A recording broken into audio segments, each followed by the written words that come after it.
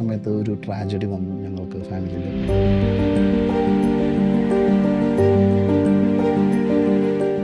അതൊരു വലിയൊരു ട്രോമയായിരുന്നു. വീടിനോട് ഏകദേശം അടുക്കാറായപ്പോൾ തന്നെയാണ് സംഭവിക്കുന്നത്. He was an energy.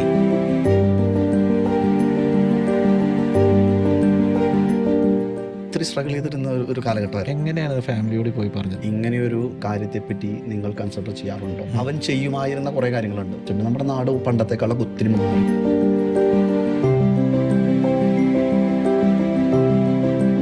ഇതൊരു ഇമോഷണൽ ജേർണി കൂടിയാണ്. എൻ്റെ ഏറ്റവും difficult side is the emotional part.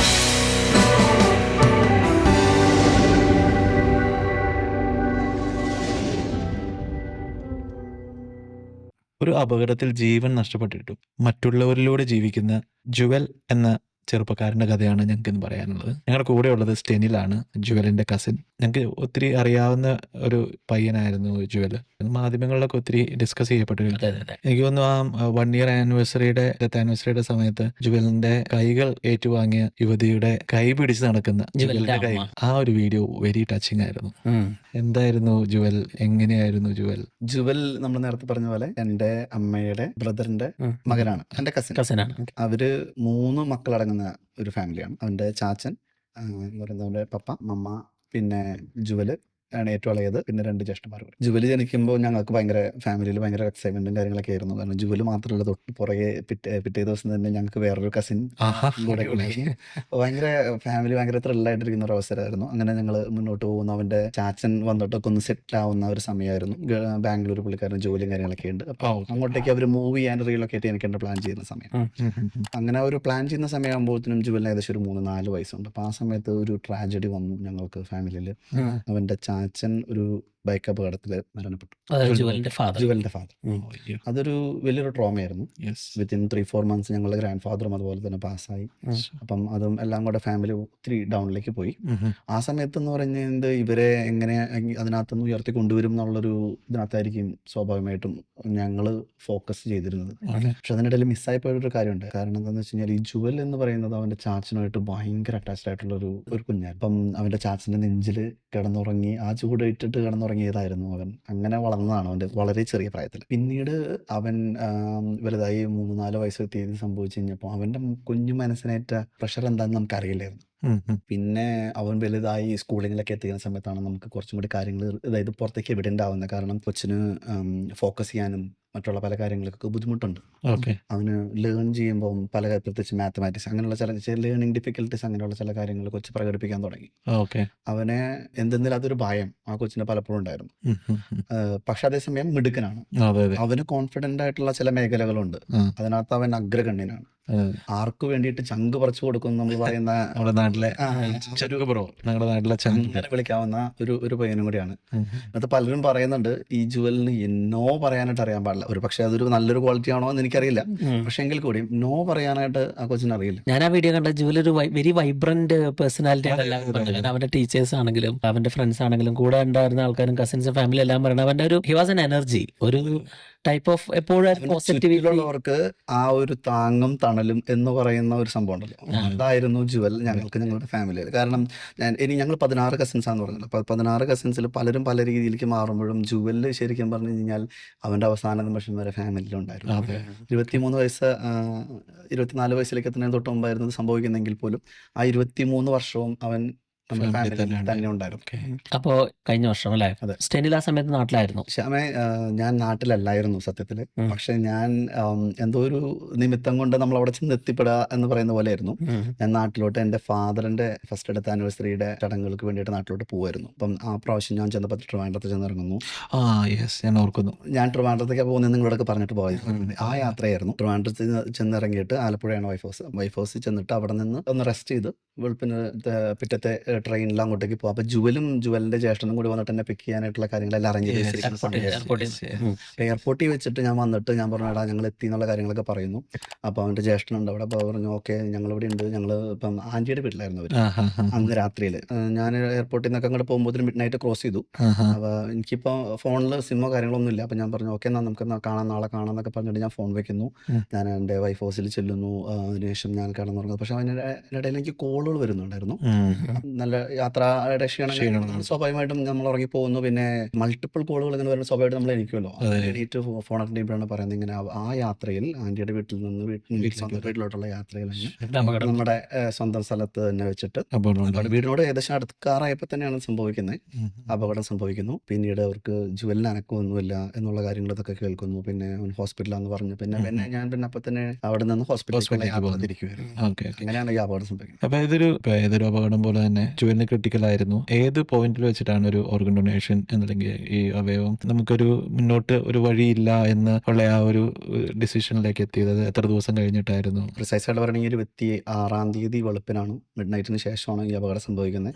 ഇത് ബ്രെയിൻ ഇഞ്ചുറി ആണെന്നുള്ളത് മനസ്സിലായപ്പോൾ തന്നെ ഞാൻ അറിയാലോ, നമ്മളുടെ ICU ബാക്ക്ഗ്രൗണ്ട് ആയതുകൊണ്ട് തന്നെ എനിക്കറിയാം വളരെ ചുരുങ്ങിയ സമയമുള്ളൂ, നമുക്ക് എന്തെങ്കിലും ചെയ്യണമെങ്കിൽ എത്രയും പെട്ടെന്ന് ചെയ്യണം എന്നുള്ളതുകൊണ്ട് എത്രയും പെട്ടെന്ന് നമ്മൾ ചെയ്യുന്നു. പക്ഷേ അൺഫോർച്ചുനേറ്റ്ലി നമുക്ക് അതിനകത്തൊന്നും ചെയ്യാൻ പറ്റില്ല എന്നുള്ളത് അവർ വളരെ ക്ലിയർ ആയിട്ട് പറഞ്ഞു.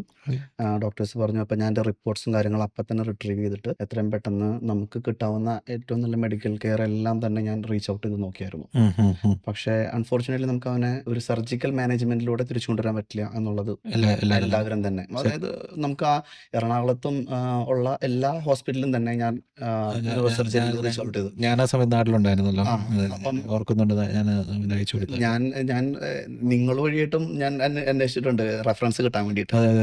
അപ്പം എന്നെ കൊണ്ടാവുന്ന മാക്സിമം ഞാൻ ചെയ്തു നോക്കി. പക്ഷേ പിന്നെ മറ്റുള്ളവരുടെ സജഷൻസും ഞാൻ കഴിവിൻ്റെ പരമാവധി ഏതൊക്കെ വഴിയിൽ നമുക്ക് അവനെ സ്വാഭാവികമായിട്ട് നമ്മൾ ചെയ്യാൻ വേണ്ടിയിട്ട് എന്ത് ചെയ്യാവുന്നത് ചെയ്യാൻ നോക്കി. പക്ഷേ അൺഫോർച്ചുനേറ്റ് എന്ന് വേണം നമുക്ക് പറയാനായിട്ട്, നമുക്കത് ചെയ്യാൻ കഴിഞ്ഞില്ല. അപ്പോൾ അവർ ശരിക്കും പറഞ്ഞു കഴിഞ്ഞാൽ ഹോസ്പിറ്റൽ ഇങ്ങോട്ടേക്ക് നമ്മുടെ ടേബിളിനകത്ത് ഈ ഒരു ടോപ്പിക് വെച്ചിട്ടുണ്ടായിരുന്നില്ല.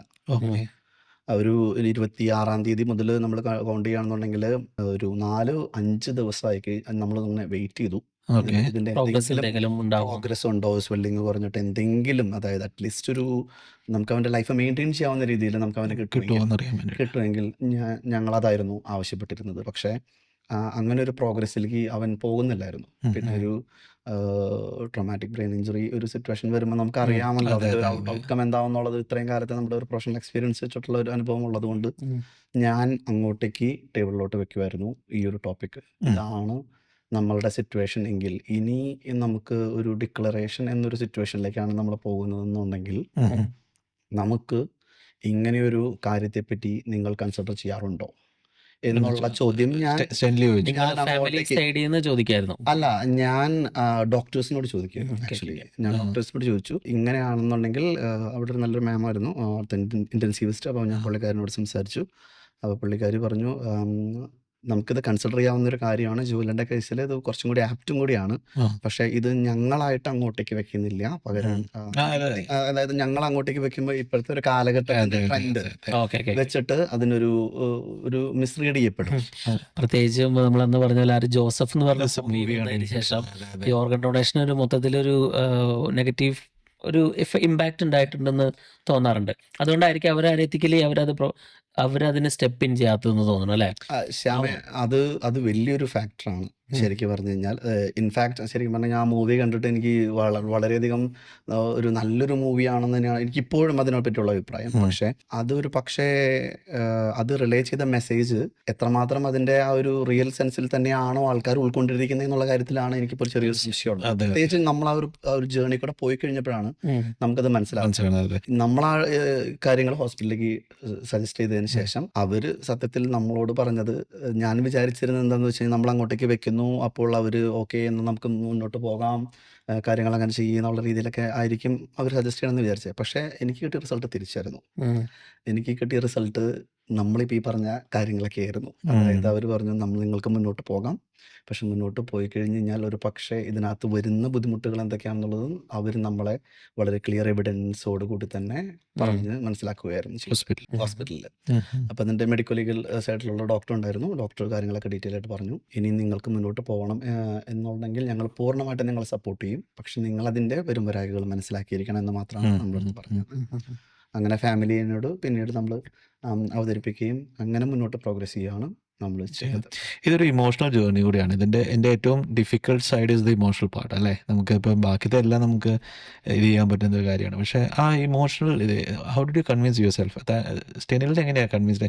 ഒരു മെഡിക്കൽ ഒരു പ്രൊഫഷണൽ ആയതുകൊണ്ട്, ഒരു ഹെൽത്ത് പ്രൊഫഷണൽ ആയതുകൊണ്ട് ഒരു പരിധി ഒരു ഈസി ആയിരിക്കും. പക്ഷേ അത് സ്വന്തം അനിയൻ്റെ കാര്യത്തിൽ അത് അത്ര ഈസി ആയിട്ടുള്ളൊരു ഇതല്ലല്ലോ. നോളജ് ആണോ ഹെൽത്ത് പ്രൊഫഷണൽ എന്നുള്ള ആ ഒരു ഇതിൽ നിന്നാണ് ഇതുണ്ടായത്?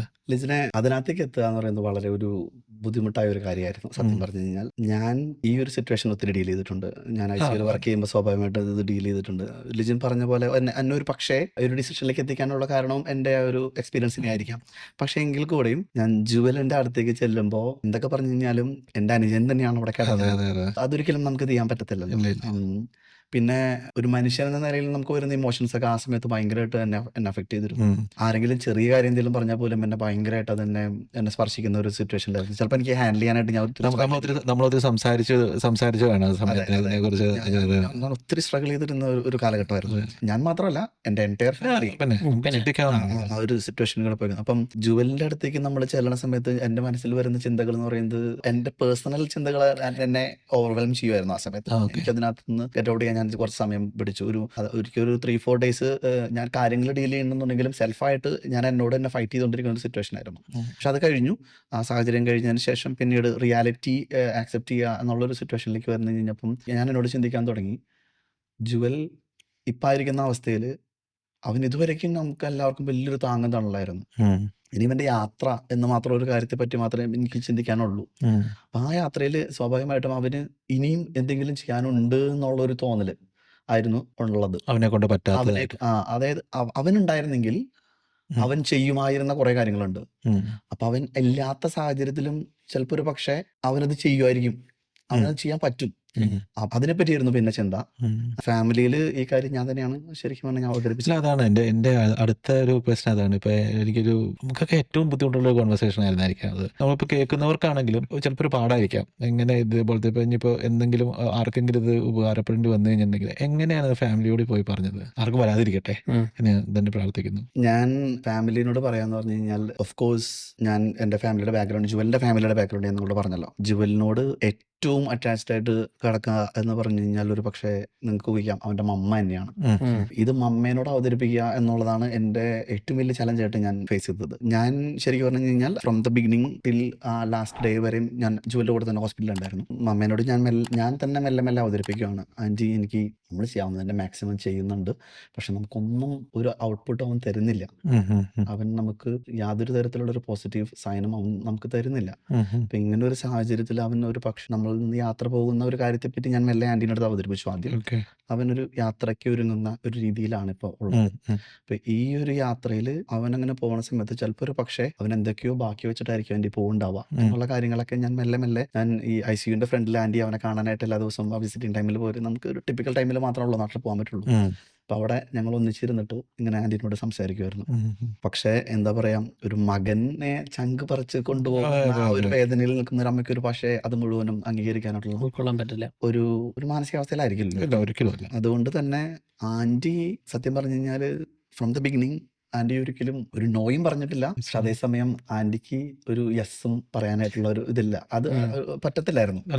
പക്ഷെ അത് എനിക്ക് തോന്നുന്നു ആ ഒരാഴ്ച എന്ന് പറയുന്നത് ഞങ്ങളെ അപേക്ഷിച്ചിടത്തോളം ഒരു മാസമല്ല, എനിക്ക് ഏകദേശം ഒരു വർഷം പോലെ ഫീൽ ചെയ്യുന്നത്. ഓരോ നിമിഷവും ഇങ്ങനെ അത്രയധികം പ്രഷ്യസ് ആയിട്ട് പോയിക്കൊണ്ടിരുന്ന മൊമെന്റ്സ് ആയിരുന്നു. പക്ഷെ ഈവഞ്ചലി ആന്റിയുടെ അടുത്തുള്ള പല ഡിസ്കഷൻസ്, ആന്റി മാത്രമല്ല ഈ ആക്സിഡന്റിൽ ഇൻവോൾവ് ചെയ്തത് ശരിക്കും പറഞ്ഞാൽ ജുവൽ മാത്രമല്ലായിരുന്നു, ജുവലിന്റെ ജ്യേഷ്ഠൻ കൂടി ഉണ്ടായിരുന്നു, മൂത്ത ജ്യേഷ്ഠൻ കൂടി ഇൻവോൾവ് ആയിരുന്നു. ജ്യേഷ്ഠൻ അറിയില്ലായിരുന്നു ആദ്യത്തെ കാരണം വെച്ചാൽ അവനും ഒരു സർജറി ഉണ്ടായിരുന്നു, അവന് റിക്കവർ ചെയ്യേണ്ട സിറ്റുവേഷൻ ആയിരുന്നു. അപ്പം അവന് മാനസികമായിട്ടുള്ള സമ്മർദ്ദം കൊടുക്കാൻ പറ്റാത്തത് കൊണ്ട് അവനിൽ നിന്നും ഒരു 2-3 ദിവസം ഹൈഡ് ചെയ്ത് വെക്കുമായിരുന്നു. ഈവൻച്വലി അവനെ എനിക്ക് തോന്നുന്നു ഒരു 4th ഡേയിലെങ്ങാണ്ടെന്ന് തോന്നുന്നു അവൻ്റെ വിവരങ്ങൾ അറിയിച്ചത്. അവനെ ഡിസ്ചാർജ് ചെയ്ത് കൊണ്ടുപോകണം. എൻ്റെ തലേദിവസം കണ്ടാണ് അവൻ്റെ വിവരങ്ങൾ. ഒരു കംപ്ലീറ്റ് യെസ് കിട്ടിയോ? ഇല്ല, എനിക്ക് അന്ന് ഒരു കംപ്ലീറ്റ് യെസ് കിട്ടിയില്ല. പക്ഷെ ഞാൻ ഈ വിവരം ആകെ ആദ്യം സംസാരിച്ചത് അവൻ്റെ മമ്മയുടെ അടുത്ത് മാത്രമാണ്. പക്ഷെ അവൻ്റെ മമ്മേനോട് ഞാൻ പറഞ്ഞു, ആന്റി ഇതിനകത്ത് ഒന്നും ആരോടും ഒന്ന് സംസാരിക്കണ്ട, പക്ഷെ ഇതാണ് ഇതിന്റെ റിയാലിറ്റി. ഒരു പക്ഷേ നമുക്ക് ചെയ്യാവുന്ന ഒരു കാര്യം, ജുവലിന് ഇനി ചെയ്യാവുന്ന ഒരു കാര്യം എന്ന് പറയുന്നത് ഇത് മാത്രം ഉണ്ടാവുള്ളൂ. അത് നമുക്ക് ചിലപ്പോൾ ഒരു പക്ഷെ ചെയ്യാൻ പറ്റി കഴിഞ്ഞാൽ അവനും മറ്റുള്ളവരോടും സമൂഹത്തോടും അതുപോലെ തന്നെ അവനും നമുക്ക് ഏറ്റവും മാക്സിമം ചെയ്തു കൊടുക്കാവുന്ന ഒരു കാര്യമായിരിക്കും എന്നുള്ള രീതിയിലാണ് ഞാൻ അന്ന് ഇൻട്രൊഡ്യൂസ് ചെയ്തത്. പിന്നെ ഈവൻച്വലി ഞാൻ അവൻ്റെ ബ്രദറിനോട് അവതരിപ്പിച്ചു. അവൻ്റെ രണ്ടാമത്തെ ബ്രദർ കാനഡയിലായിരുന്നു, അവൻ വന്നായിരുന്നു. അപ്പം ഇവരോടൊക്കെ ഞാൻ സംസാരിച്ചു. അവൻ്റെ ഇമ്മീഡിയറ്റ് ഫാമിലിനോടാണ് ആദ്യം സംസാരിച്ചത്. ഓഫ് കോഴ്സ് ആസ് എക്സ്പെക്റ്റഡ് അവർ ഭയങ്കര എന്താ പറയുക, ആക്സെപ്റ്റ് ചെയ്യാൻ വളരെ ബുദ്ധിമുട്ടായിരുന്നു. പിന്നീട് അവർ പക്ഷേ യാഥാർത്ഥ്യത്തെ കുറച്ച് അതായത് നേരിട്ട് ഇങ്ങനെ കണ്ട് തന്നെ കുറെയൊക്കെ അവർക്കും കാര്യങ്ങൾ മനസ്സിലായി തുടങ്ങി. അങ്ങനെ അതിനകത്തേക്ക് ഈവൻച്വലി എത്തുമായിരുന്നു. അവർ എനിക്ക് തോന്നുന്നു അവരുടെ ഇമ്മീഡിയറ്റ് ഫാമിലിനെ ആദ്യം കൺവിൻസ് ചെയ്തതിന് ശേഷമാണ് ഞങ്ങളുടെ ഒരു ബാക്കിയുള്ള ഫാമിലിയിലേക്ക് സ്റ്റെനിലുള്ള അറിവ്, ഇതിനെ കുറിച്ചുള്ള അറിവ് എപ്പോഴും അതൊരു ഫാക്ടർ ആയിരുന്നായിരിക്കും അല്ലേ? തീർച്ചയായിട്ടും. കാരണം ഞാൻ മുമ്പ് പറഞ്ഞ പോലെ നമ്മുടെ ICUവിലുള്ള നമ്മുടെ എക്സ്പീരിയൻസ് ഒത്തിരി ഹെൽപ്പ് ചെയ്തു. നമ്മളുടെ ഇപ്പം ഓസ്ട്രേലിയൻ കണ്ടീഷൻസ് അനുസരിച്ച് നമുക്കിപ്പോൾ ഒത്തിരി ഓർഗൻ ഡൊണേഷൻസ് പ്രൊമോട്ട് ചെയ്യപ്പെടും. നമ്മൾ ഇത്രയും ഒരു റീജിയണൽ ഏരിയയിലാണെങ്കിൽ പോലും ഒത്തിരി പ്രൊമോട്ട് ചെയ്യുന്നുണ്ട്. നമ്മൾ ചെയ്യുന്നത് കാണുന്നുണ്ട്. അതിനകത്ത് നിന്നും ഇപ്പം റിസിപ്പിയൻസിന്റെ സ്റ്റോറീസ് നമുക്ക് വരാറുണ്ട്. അപ്പൊ അത് മുന്നോട്ട് വയ്ക്കുന്ന ഒരു വലിയൊരു മഹത്തായിട്ടുള്ള കാര്യത്തെ പറ്റി അതിലുള്ളൊരു കൺസെപ്റ്റ് ഉള്ളിൽ കിടക്കുന്നുണ്ട് തന്നെയാണ് തീർച്ചയായിട്ടും. ഇപ്പൊ ഞാൻ സ്റ്റെനിലും അല്ലെങ്കിൽ ഫാമിലിയും യെസ് പറഞ്ഞു. ഒരു നെക്സ്റ്റ് ഒരു പ്രൊസീഡിങ് അപ്പോൾ എനിക്ക് തോന്നുന്നു അടുത്ത ഒരു ഹോസ്പിറ്റലായിട്ട് ഇവർ കോൺടാക്ട് ചെയ്യുന്നത്, അതിൻ്റെ കുറേ ലീഗാലിറ്റീസ് എല്ലാം കിടക്കുന്നുണ്ടായിരിക്കും. അപ്പോൾ നമുക്ക് അതിലേക്ക് ഡീറ്റെയിൽ പോകാൻ പറ്റില്ല. പിന്നീട് അങ്ങോട്ട് തന്നെ എന്തായിരുന്നു? ഇപ്പോൾ അവർ ഡോക്ടേഴ്സിൽ നിങ്ങൾ കോൺടാക്ട് ചെയ്യായിരുന്നോ അതോ എന്തായിരുന്നു? ജസ്റ്റ് ഒരു ബ്രീഫ്ലി. നമ്മൾ ഫാമിലിനെ കൺവിൻസ് ചെയ്തതിന് ശേഷം നമ്മൾ അവിടെ ചെന്നിട്ട് നമ്മൾ അവരോട് പറഞ്ഞു ഞങ്ങൾ വില്ലിംഗ് ആണ്, പ്രൊസീഡ് ചെയ്യാൻ വില്ലിംഗ് ആണെന്ന് പറയുന്നു. അപ്പം അവർ പറഞ്ഞു ഓക്കെ, അങ്ങനെയാണെന്നുണ്ടെങ്കിൽ അവർക്ക് ചെയ്യാവുന്ന കാര്യം എന്താണെന്ന് വെച്ചാൽ നമ്മൾ മാക്സിമം സപ്പോർട്ട് ജോലിന് കൊടുക്കണം. കാരണം എന്താണെന്ന് വെച്ച് കഴിഞ്ഞാൽ ഒപ്റ്റിമൈസ് ആയിട്ടുള്ള ഒരു സിറ്റുവേഷനിലേക്ക് ചെന്നെത്തിയാൽ മാത്രമാണ് അത് മാക്സിമം ആ ഹാർവെസ്റ്റിംഗ് അതിനുള്ളത് തുടർന്നുള്ള സർജറികളും മറ്റുള്ള കാര്യങ്ങളും നല്ല രീതിയിൽ റിസീപ്പിയൻറ്റിലാണെങ്കിലും അത് ഗുണം ചെയ്യുള്ളൂ. അപ്പം അങ്ങനത്തെ ഒരു സൈഡിൽ അവരതിനെ ഒപ്റ്റിമൈസ് ചെയ്യാനുള്ള ഡിസിഷൻസ് എടുക്കുന്നു, അങ്ങനെ മറ്റുള്ള കാര്യങ്ങൾ ചെയ്യുന്നു.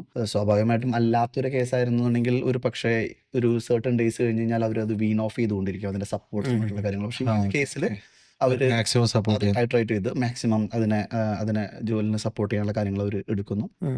പിന്നീട് അതിൻ്റെ കൺസെൻറ്റ് സംബന്ധമായിട്ടുള്ള കാര്യങ്ങൾ ഒരു സൈഡിൽ നടക്കുന്നു. പിന്നീട് അവരത് പറയുന്നത് എന്താ വെച്ച് കഴിഞ്ഞാൽ നമ്മുടെ നാട്ടിൽ അപേക്ഷിച്ചിടത്തോളം എല്ലാം കുറച്ചും കൂടി ട്രാൻസ്പെറൻ്റ് ആണ്. ഇപ്പോഴത്തെ ഒരു നാടിൻ്റെ ഒരു അവസ്ഥ വെച്ചിട്ട് നമ്മുടെ നാട് പണ്ടത്തെക്കാളൊക്കെ ഒത്തിരി മാറി.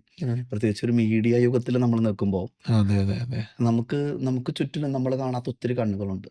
നമുക്ക് അതിൻ്റെ ഇടയിൽ കൂടെ കള്ളത്തരം കാണിക്കാൻ പറ്റുമോ ഇല്ലയോ എന്ന് എനിക്കറിയില്ല. പക്ഷെ അത് എളുപ്പമല്ല. ഇപ്പോഴത്തെ പുതിയ റൂൾസ് ഒക്കെ ഒത്തിരി മാറിയിട്ടുണ്ട്.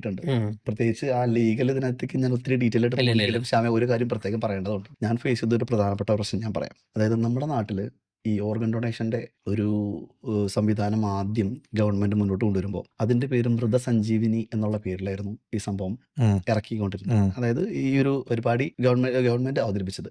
പക്ഷെ ഈവൻച്വലി അതിന്റെ ഒരു ഓർഗനൈസേഷന്റെ വളർച്ചയും അതിന് കുറെ അപ്സ് ആൻഡ് ഡൗൺസ് ഉണ്ടാവുമല്ലോ. അപ്പൊ അങ്ങനെ അത് പ്രോഗ്രസ് ചെയ്തിട്ട് ഇപ്പോൾ അതറിയപ്പെടുന്നത് Kerala state organ and tissue donation organisation എന്നുള്ള ഇതിലാണ്. കെസോട്ടോ എന്നുള്ള ഒരു ഷോർട്ട് ഫിലിം എന്നൊരു അബ്രിവേഷനിൽ വിളിക്കുന്ന ഒരു ഓർഗനൈസേഷനാണ്. അപ്പം ഞാൻ ഫേസ് ചെയ്ത ഒരു പ്രധാനപ്പെട്ട ചലഞ്ച് എന്താണെന്ന് വെച്ച് കഴിഞ്ഞാൽ ഇതിന്റെ ലീഗാലിറ്റി ആയിട്ടുള്ള കാര്യങ്ങൾ പുറത്തേക്ക് വരുമ്പോൾ ഈ എല്ലാവരും മൃതസഞ്ജീവനെ പറ്റി മാത്രമേ കേട്ടിട്ടുള്ളൂ.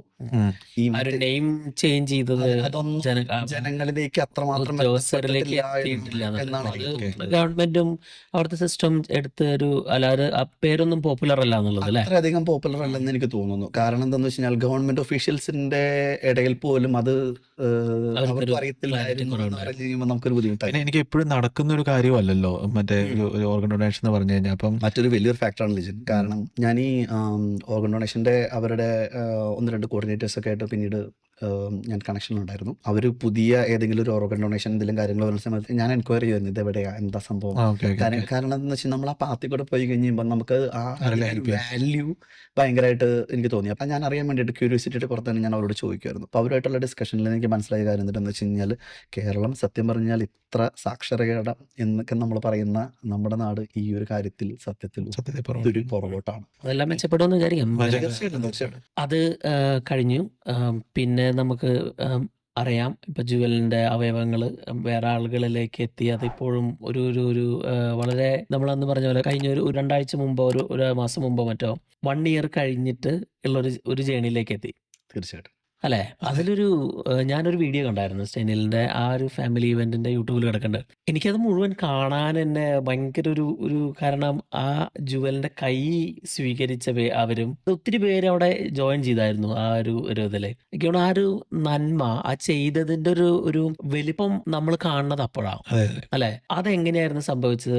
ഇപ്പോൾ സ്റ്റെനിൽ ഒത്തിരി മുൻകൈ എടുത്തു എന്നറിയാം, അല്ലെങ്കിൽ ഫാമിലി ഒത്തിരി എടുത്തു എന്നറിയാം. സംഭവിച്ചാൽ ഏറ്റവും നന്മ നടന്നൊരു ദിവസമായിരുന്നു അത്. തീർച്ചയായിട്ടും ശ്യാം, ഓർഗൻസ് ആർക്കൊക്കെ കിട്ടിയെന്ന് പേരുകളല്ല. ആ ഇതിനെ പറ്റി പറയുമ്പോൾ മറ്റൊരു കാര്യം പ്രധാനമായിട്ട് പറയാനായിട്ടുള്ള ഒരു ഓർക്കേണ്ടതെന്ന് വെച്ചാൽ നമ്മളന്ന് ഓർഗൻസ് ഒക്കെ എവിടെയൊക്കെ എങ്ങനെയൊക്കെ പോകുന്നതെന്നുള്ളത് ഈ ഡിക്ലെയർ ചെയ്ത് കഴിഞ്ഞാൽ തൊട്ട് പിന്നാലെ തന്നെ ഈ കെസോട്ടോ ഏതൊക്കെ ഹോസ്പിറ്റലിലേക്കാണ് പോകുന്നതെന്നുള്ളതാണ് ഉം ഉം. അവർ പറയുക. ഉം.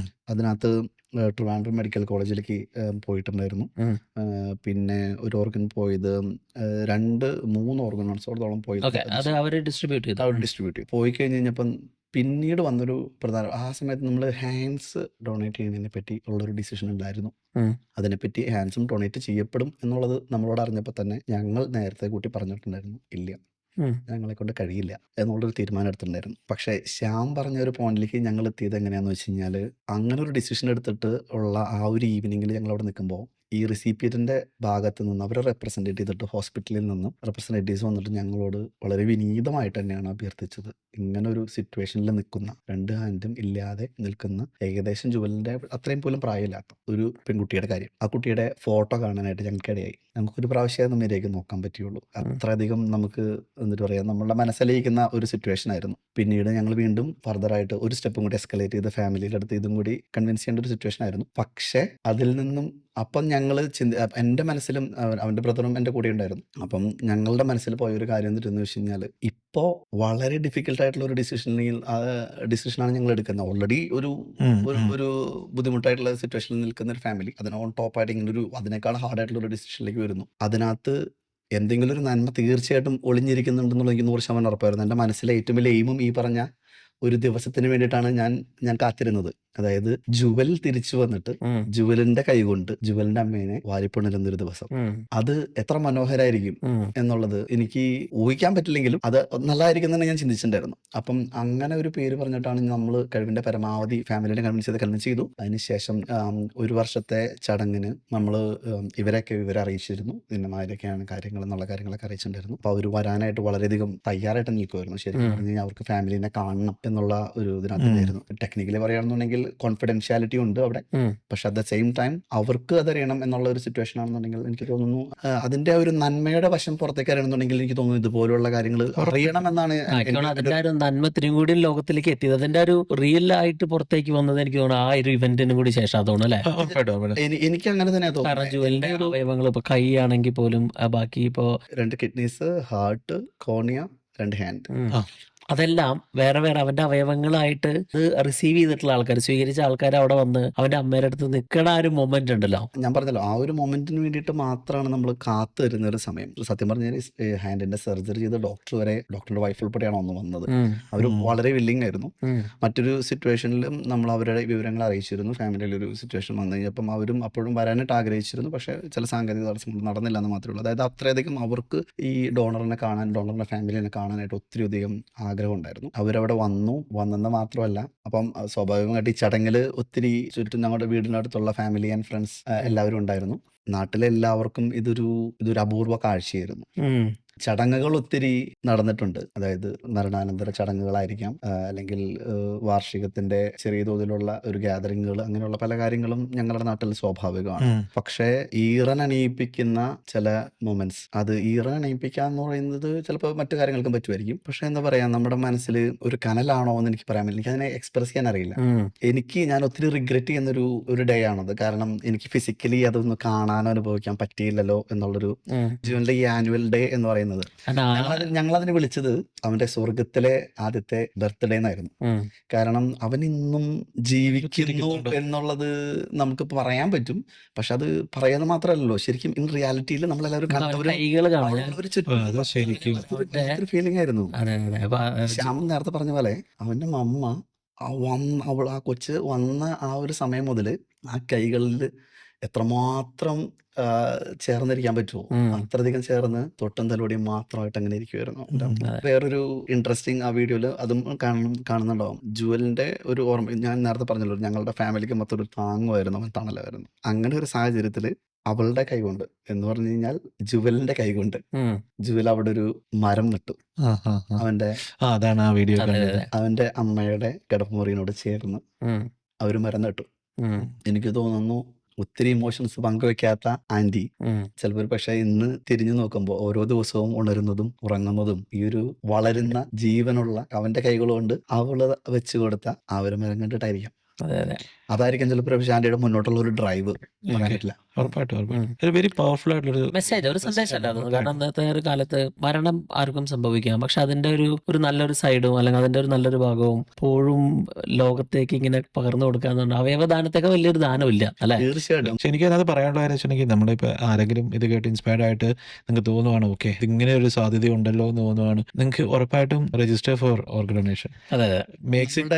നമ്മളുടെ ഈസി ആക്കും. ഈ ഓർഗനൈസേഷൻ സത്യം പറഞ്ഞാൽ ഇപ്പോൾ ഒത്തിരി പ്രോഗ്രാംസ് ആൻഡ് ക്യാമ്പയിൻസ് എല്ലാം സംഘടിപ്പിക്കുന്നുണ്ട് ഇത് ജനങ്ങളിലേക്ക് എത്തിക്കാനായിട്ട്.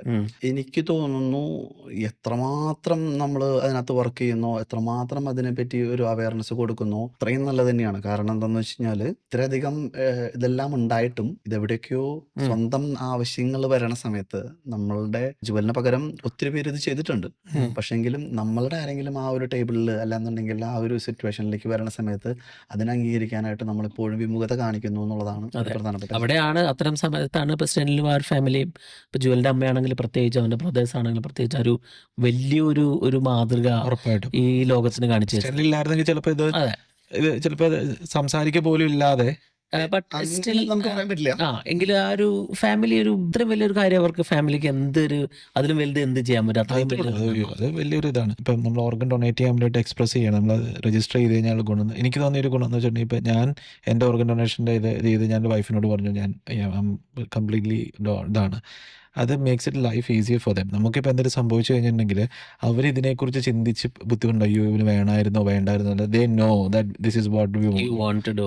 വെൽ, ജുവലിന്റെ കേസിലെ സത്യത്തിൽ അങ്ങനെ ഒരു കാര്യം കൂടി ഉണ്ട് കേട്ടോ. ജുവല് ഈ കണ്ണ് ദാനം ചെയ്തതോ അങ്ങനെ എന്തോ ഒരു എനിക്ക് കൃത്യമായിട്ടുള്ള ഇൻസിഡന്റ് ഓർമ്മയില്ല. ഒരു പക്ഷേ ക്യാൻറ്റീനോട് തന്നെ ചോദിക്കേണ്ടി വരും. പക്ഷേങ്കിലും ഇതുപോലൊരു ഡൊണേഷനെ പറ്റി ജുവല് കേൾക്കുകയുണ്ടായി ജുവല് ഉണ്ടായിരുന്ന സമയത്ത്. അപ്പം ജുവല് ചോദിച്ചു അങ്ങനെയൊക്കെ ചെയ്യാൻ പറ്റുമോ എന്നൊരു ചോദ്യം ചോദിച്ചിട്ടുണ്ട്. അങ്ങനെയൊക്കെ ചെയ്യാൻ പറ്റുവാണെന്നുണ്ടെങ്കിൽ നമുക്ക് ചെയ്യാൻ പറ്റുമോ? പക്ഷെ എന്നുള്ളൊരു കൺസെപ്റ്റ് അവൻ എവിടെയോ അവൻ പോകുന്നതിന് മുമ്പ് അവശേഷിപ്പിച്ചിട്ടാണ് അവൻ പോയത്. അപ്പൊ ഒരു പക്ഷേ അവന്റെ ഒരു കൺസെന്റ് അതായിരിക്കാം. Thank you sir. ഇതൊരു വലിയൊരു മെസ്സേജ് ആയിരിക്കട്ടെ ലോകത്തിന്. ഇത് എത്തിച്ചേരുന്ന എല്ലാവർക്കും ഇതൊരു ഇൻസ്പിറേഷൻ ആയിരിക്കട്ടെ. ഇതിനുവേണ്ടി രജിസ്റ്റർ ചെയ്യാനും ഇതിനെക്കുറിച്ച് ചിന്തിക്കുക എന്നുള്ളതാണ് ഫസ്റ്റ് സ്റ്റെപ്പ്. അത് കഴിഞ്ഞിട്ടാണ് ഇത് ഡൊണേറ്റ് ചെയ്യുക വേണ്ട എന്നുള്ളത്. പക്ഷെ അതൊരു ഫാമിലി ആയിട്ട് എടുക്കേണ്ട ഒരു ഡിസിഷനാണിത്. If you are trying to register yourself, family ആയിട്ട് എടുക്കുക, സ്വന്തമായിട്ട് എടുത്തിട്ട് ആരോട് പറയാതിരിക്കരുത്. ഫാമിലിയോട് എടുക്കുക.